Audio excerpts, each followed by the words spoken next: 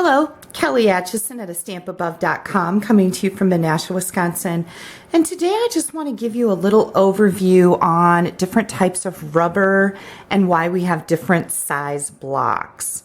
So I've had a lot of questions lately from my customers, and I thought, well, this is a good subject for my Wait, what? Wednesday video tutorial. So I've got 3 stamp sets here. This first stamp set, the Get Well Soup, is a wood-mounted stamp set. You'll notice that it comes in a much bigger case. That's to accommodate the wood blocks that actually come with the stamp set.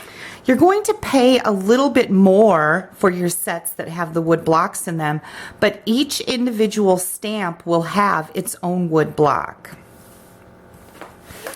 So when you get the wood mount stamp sets, you've got your rubber stamp, your wood block, and also a label.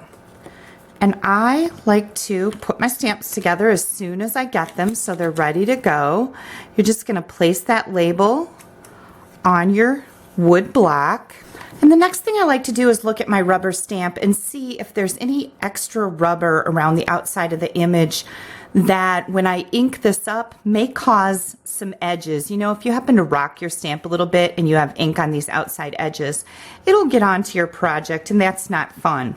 So I like to trim before I put the stamp onto the wood block, and you want to make sure that when you're trimming your rubber that your scissors are staying straight up and down. You don't want them to be angled either way, up or down like this, because that will distort the image when it stamps. So I like to just kind of cut off edges like this that I think may cause me some problems. So this additional rubber. I find it funny when I showed somebody this one time, one of my customers, they were shocked. They said, I didn't know you could do that. Well, it's your stamp. You can do whatever you want with it. And if I'm going to get a better image and a better experience by trimming a little bit of rubber off, you can bet that I'm going to do that. So once you have your rubber trimmed, you're going to peel off the back. And this is very, very sticky. And just mount it right on your wood block. And there we go. And now my stamp is ready to be used. I'm just going to put that back in the case. You always want to keep your stamps in their original cases. I know some people like to take their stamps out and put them in drawers and shelves, but if you ever want to sell your used stamps because you're not using them anymore and buy some new stuff that you would use, their retail value is very good when they're kept together as a set. So just something to think about. It's completely up to you because they are your stamps. You can do whatever you'd like with them. The rest of this label can simply be thrown away. Now the next kind of stamps that we have are clear mount stamps, and a lot of times people get confused by that label. They think they're going to be the clear rubber, but that is not the case. They are clear mount. And what that means is they do not come with their own blocks. They are die cut just like this.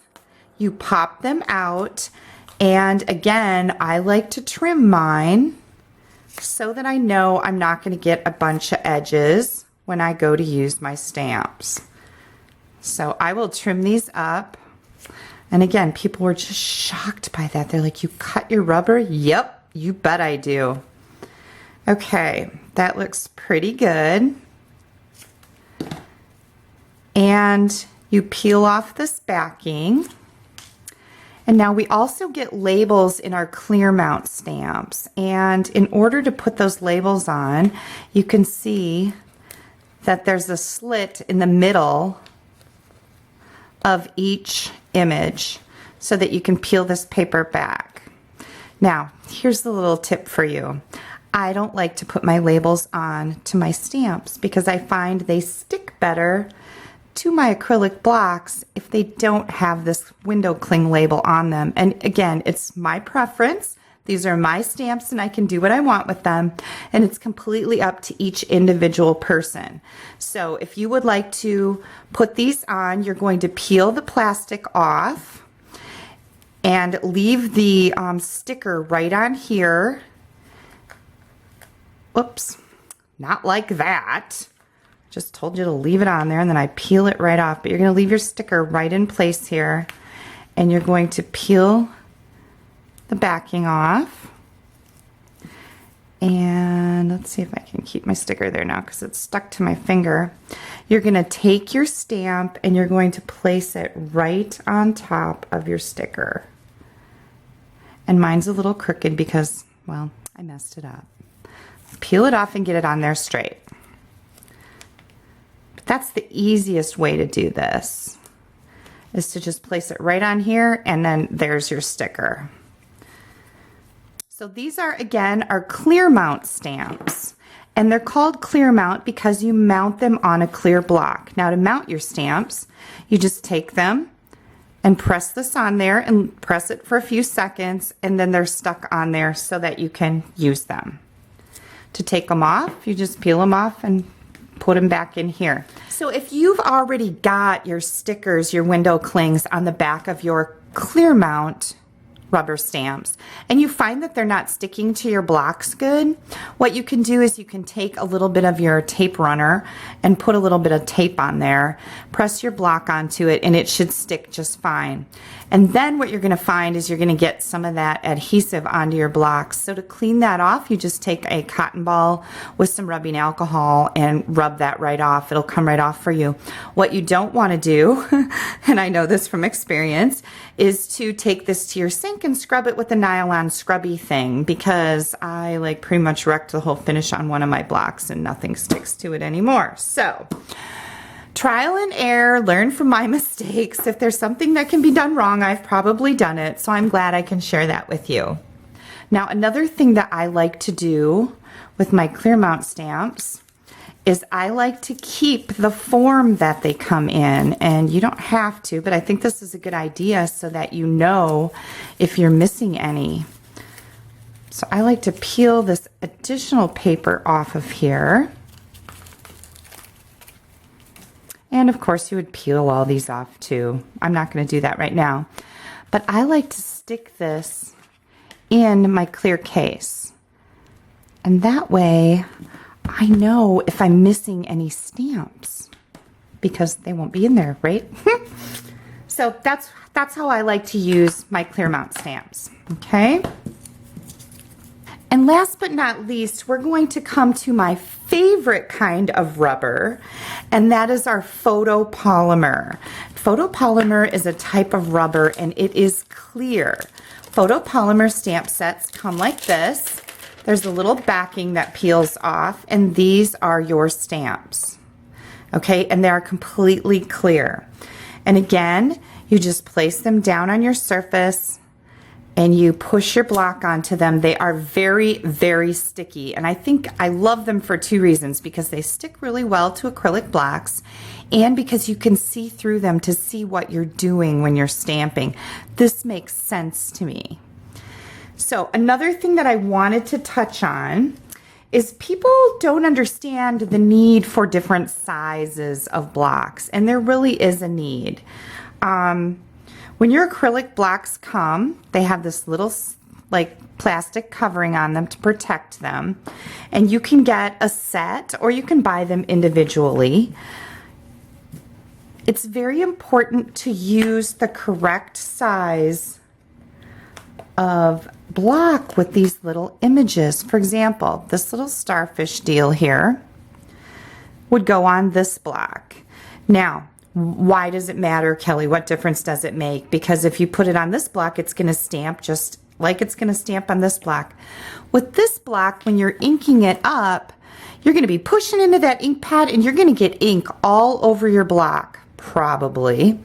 And then when you go to stamp your image, if you happen to rock that just a touch, you're going to get it on the front of your card or the inside or whatever you happen to be doing. But you're going to get it on your card layer, and that's going to make you cranky. We don't want cranky stampers, we want happy stampers. So you would use this on this block, which fits the image. You would ink it up, and chances that you're going to get ink all over here are very slim because you don't have all that surface sticking out there. Does that make sense? I think it does, and I think it helps understand why different size blocks are important when you're stamping. So I think I've covered it. One last thing that I want to show you is when you're in your catalog and you're looking for a stamp set that you would like to order, I want to show you right down here. This is the Marquee Messages set, and it tells you that this set has 16 photopolymer stamps. That means that it comes in the clear photopolymer rubber, okay? It doesn't give you any other options here. This stamp set over here comes in two different mediums.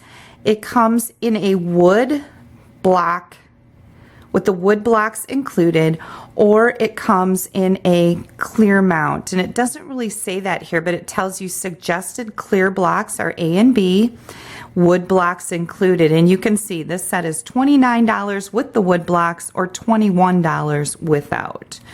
And again, it is your preference. I used to be totally a wood block girl because I didn't like messing around, taking my stamps on and off these blocks. I wanted to grab them and stamp with them. Once they came out with the clear photopolymer rubber and it sticks really good and you can see through it to stamp, that then became my new favorite, but wood blocks are a close second.